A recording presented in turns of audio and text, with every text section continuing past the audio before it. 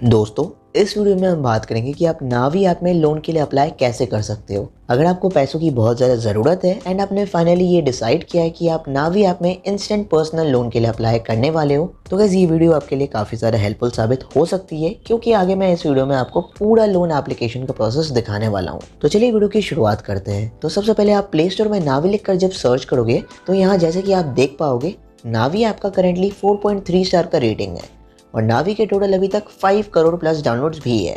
अब आगे लोन के लिए अप्लाई करने के लिए सबसे पहले हम नावी ऐप के कुछ इंपॉर्टेंट बात यहाँ जान लेंगे। इस एरो वाले ऑप्शन पर क्लिक करने के बाद यहाँ नीचे नावी कैश लोन वाले सेक्शन में चेक करने पर हम यहाँ जैसे कि देख सकते हैं, आपको नावी ऐप में इंस्टेंट कैश लोन या instant personal loan up to 20 lakh रुपए तक का मिल सकता है। उसके बाद आप यहाँ लोन सिर्फ 3 मंथ से लेके 84 मंथ्स तक का या पूरे 7 साल के टेन्योर तक का भी आप लोन ले सकते हो। फिर यहाँ लिखा है कि आपका लोन का पूरा प्रोसेस डिजिटल या ऑनलाइन ही रहने वाला है विद इंस्टेंट फंड ट्रांसफर आपके बैंक अकाउंट में। फिर यहाँ लोन के लिए मिनिमम एलिजिबिलिटी भी कहीं ना कहीं आप देख सकते हो, जो कि करीबन आपका खुद का या ओवरऑल हाउस होल्ड यानी कि आपके पूरे फैमिली का भी मिलाकर मिनिमम 3 लाख रुपए पर एनम का या 3 लाख रुपए हर साल का होना जरूरी है, जो कि अगर आप मंथली बेसिस में कैलकुलेट करोगे तो ये आपका या आपके पूरे फैमिली का इनकम मिलाकर मिनिमम 25,000 रुपए का अमाउंट का होना जरूरी है। फिर यहाँ थोड़ा नीचे आने पर आप एक एग्जाम्पल के जरिए भी चेक कर सकते हो कि लोन का प्रोसेस कहीं ना कहीं किस तरह से काम करता है। लाइक अगर आप समझ लीजिए कोई 30,000 रुपए का लोन लेता है 12 महीने के पीरियड का या 12 महीने के टेन्योर का, एंड उसका यहाँ सपोज 12% का रेट ऑफ इंटरेस्ट लगता है, तो यहाँ उसका टोटल ईएमआई या इक्वेटेड मंथली इंस्टॉलमेंट जितना उसे हर महीने पे करना होगा वो होगा टोटल 2800 रुपए का। और जैसे कि आप यहाँ इनका कैलकुलेशन देख सकते हो, जो कि 2800 रुपए के मंथली इंस्टॉलमेंट को 12 से मल्टीप्लाई करके उसको 30,000 रुपए का जो लोन अमाउंट था उससे माइनस करने पर जो टोटल आएगा वो आपका यहाँ टोटल इंटरेस्ट अमाउंट होगा। और अगर इसे सिंपल कैलकुलेशन के जरिए समझा जाए तो आपने 30,000 रुपए का जो लोन लिया था 12% के रेट ऑफ इंटरेस्ट में, तो फिर 30,000 रुपए का 12% जो कि 3600 रुपये होता है, उतना आपका वो टोटल इंटरेस्ट अमाउंट होगा।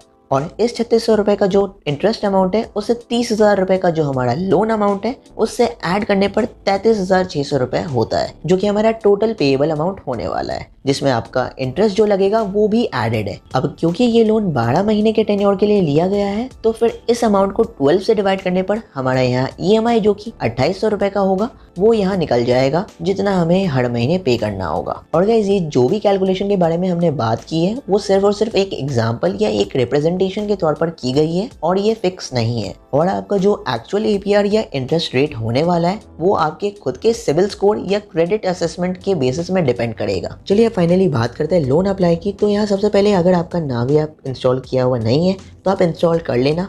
मेरा यहाँ पहले से इंस्टॉल किया हुआ है, इसलिए हम इसे सिंपली ओपन कर लेंगे। ओपन करने पर आपको साइन अप करने को बोला जाएगा, साइन अप भी आप कर लेना। फिर नावी ऐप का कुछ ऐसे इंटरफेस आपको देखने को मिल जाएगा, जहाँ इस ऐप में और क्या क्या फीचर्स है आप वो भी यहाँ देख पाओगे। इसमें से एक तो नावी ऐप के जरिए आप यूपीआई ट्रांजैक्शंस भी कर सकते हो। उसके साथ ही साथ आप बिल पेमेंट्स जैसे कि मोबाइल रिचार्ज, डीटीएच रिचार्ज या इलेक्ट्रिसिटी बिल जैसे चीज़ें भी भर सकते हो। उसके बाद फाइनली कैश लोन वाला ऑप्शन भी आप यहाँ देख पाओगे, जिसके लिए अभी हम यहाँ अप्लाई करने वाले हैं। उसके अलावा आप इस ऐप के जरिए हेल्थ इंश्योरेंस भी ले सकते हो, आप डिजिटल गोल्ड में भी इन्वेस्ट कर सकते हो, म्यूचुअल फंड्स में भी आप इन्वेस्ट कर सकते हो, और साथ ही साथ आप इस ऐप के जरिए अप टू 5 करोड़ रुपए तक के अमाउंट का होम लोन भी आप ले सकते हो। और क्योंकि इस वीडियो में हम सिर्फ कैश लोन या पर्सनल लोन के बारे में बात करेंगे, इसलिए आगे अप्लाई करने के लिए हम इन दोनों में से किसी भी एक कैश लोन वाले ऑप्शन को सिलेक्ट कर लेंगे। फिर आपको कुछ ऐसा पेज देखने को मिलेगा जहां आपको लोन अप्लाई करते वक्त क्या क्या स्टेप्स फॉलो करने होंगे वो आपको यहाँ शो करेगा, जिसमें आगे सबसे पहले आपको अपना पैन कार्ड वेरीफाई करने को बोला जाएगा। फिर आपको अपना वर्क डिटेल्स जानने को बोला जाएगा, लाइक आप एक सैलरीड पर्सन हो या आप एक सेल्फ एम्प्लॉयड हो, और आपकी कितनी इनकम होती है वो आपको डाल लेना होगा। उसके बाद आपके दिए गए डिटेल्स के हिसाब से अगर कोई सूटेबल लोन ऑफर्स आपके लिए होंगे तो वो आपको यहाँ देखने को मिल जाएगा। फिर लोन अमाउंट फाइनली विड्रॉ करने के लिए आपको अपना बैंक डिटेल्स डाल लेना होगा एंड अपना आइडेंटिटी वेरिफिकेशन आपको कंप्लीट कर लेना होगा। तो फिलहाल अभी आगे अप्लाई करने के लिए इस वाले बॉक्स में टिक करके आगे गेट स्टार्टेड वाले बटन पर क्लिक कर लेंगे। उसके बाद आपको यहाँ अपना पैन कार्ड वेरीफाई करने को बोला जाएगा। आप यहाँ अपना पैन कार्ड डिटेल्स डाल लेना। पैन कार्ड डिटेल्स डाल लेने के बाद वेरीफाई पर क्लिक कर लेना होगा। उसके बाद वर्क डिटेल्स का ऑप्शन आपको एक देखने को मिलेगा। अगर आप एक सैलरीड पर्सन हो तो इस वाले ऑप्शन में सेलेक्ट कर लेना होगा, या अगर आप खुद एक सेल्फ एम्प्लॉयड पर्सन हो तो इस वाले ऑप्शन में क्लिक कर लेंगे। और अगर आप किसी और तरह का काम करते हो तो इस अदर्स वाले ऑप्शन में भी आप सिलेक्ट कर सकते हो। फिर नीचे इस बॉक्स में आपको अपना मंथली इनकम डाल लेना होगा, लाइक जितना भी आपकी सैलरी है या जितना भी आपका इनकम है वो आप यहाँ डाल लेना। फिर आगे नेक्स्ट वाले ऑप्शन में क्लिक कर लेंगे। अभी यहाँ अगर आपके डिटेल्स के हिसाब से किसी भी अमाउंट का लोन सूटेबल होगा तो वो आपको आगे देखने को मिल जाएगा। गाइज मैंने जो अपना यहाँ डिटेल्स डाला था उस हिसाब से मेरे लिए कोई भी लोन सूटेबल नहीं था, इसलिए मुझे यहाँ कोई भी लोन ऑफर देखने को नहीं मिला। और जैसे कि आप यहाँ देख भी सकते हो, जैसे कि यहाँ लिखा है sorry we couldn't approve your loan, और ऊपर यहाँ चेक करने पर जैसे कि यहाँ भी लिखा है कि 90 दिनों के बाद मैं दोबारा से लोन के लिए अप्लाई कर सकता हूँ। और गाइस क्योंकि मेरे लिए यहाँ कोई सूटेबल लोन नहीं था, इसका ये मतलब नहीं है कि ये आपके लिए भी सेम रहने वाला है, क्योंकि हर इंडिविजुअल या पर्सन का उनके खुद के डिटेल्स के हिसाब से लोन मिलने की संभावना रहती है। और इसी वजह से किसी को लोन ऑफर मिल सकता है तो किसी को यहाँ नहीं भी मिल सकता है। ये आपके वर्क डिटेल्स और आपके सिबिल स्कोर पर डिपेंड करता है कि आगे आपको कोई लोन ऑफर दिया जाएगा या नहीं। हालांकि मेरा सिबिल स्कोर बिल्कुल सही है, मगर फिर भी मुझे कोई लोन ऑफर देखने को नहीं मिला। लेकिन अगर आपको सचमुच में कोई अर्जेंट लोन की रिक्वायरमेंट है तो आप भी एक ट्राई करके ज़रूर से देख सकते हो।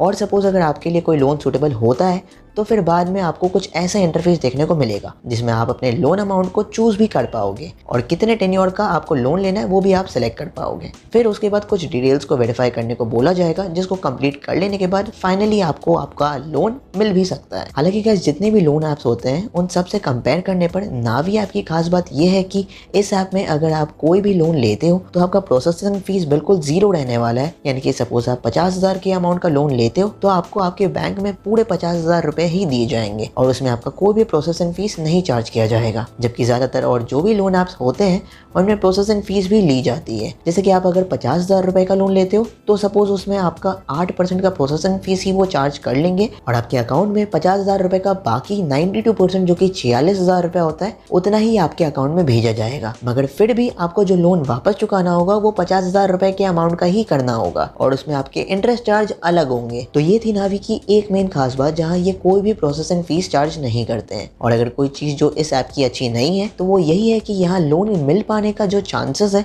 वो कहीं ना कहीं काफी कम होता है। इसलिए अगर आपको अर्जेंट इंस्टेंट लोन की रिक्वायरमेंट है तो एक बार आप नावी ऐप में ट्राई करके भी देख सकते हो। और नावी ऐप हो या किसी भी और लोन ऐप की अगर बात की जाए तो आपसे ये रिक्वेस्ट है कि आप लोन के लिए तभी अप्लाई करना अगर आप उसे टाइमली रिटर्न कर पाओ तो, क्योंकि इन इंस्टेंट लोन ऐप्स के जरिए लोन लेने का प्रोसेस ईजी तो होता है, मगर टाइम से अगर आप EMI नहीं भरते हो तो आपसे यहाँ पेनल्टी चार्जेस भी काफ़ी चार्ज किए जाते हैं। तो आप इस बात का ज़रूर से ध्यान रखना। बाकी बात मेरा ओवरऑल ओपिनियन यही रहेगा कि अगर आपको इंस्टेंट लोन की रिक्वायरमेंट नहीं है एंड आपका सिबिल स्कोर भी कहीं ना कहीं ठीक ठाक है तो आपका बैंक से ही लोन लेना हमेशा एक बेटर ऑप्शन रहेगा। तो गाइस आज के इस वीडियो के लिए बस इतना ही। और अगर आपको मेरी ये वीडियो हेल्पफुल लगी हो तो इस वीडियो को एक लाइक करके चैनल को भी सब्सक्राइब करके आप ज़रूर से रख लेना ताकि मेरे नई वीडियो के नोटिफिकेशंस आपको आगे भी मिलते रहे। तो दोस्तों मिलते हैं किसी दिन किसी और नई वीडियो में, तब तक के लिए गुड बाय।